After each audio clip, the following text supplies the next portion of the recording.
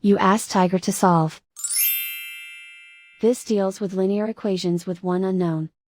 The final result is q equals 4. Let's solve it step by step. Group all q terms on the left side of the equation. Subtract 6q from both sides. Group like terms. Simplify the arithmetic. Group like terms. Simplify the arithmetic. Group all constants on the right side of the equation. Subtract 9 from both sides. Simplify the arithmetic.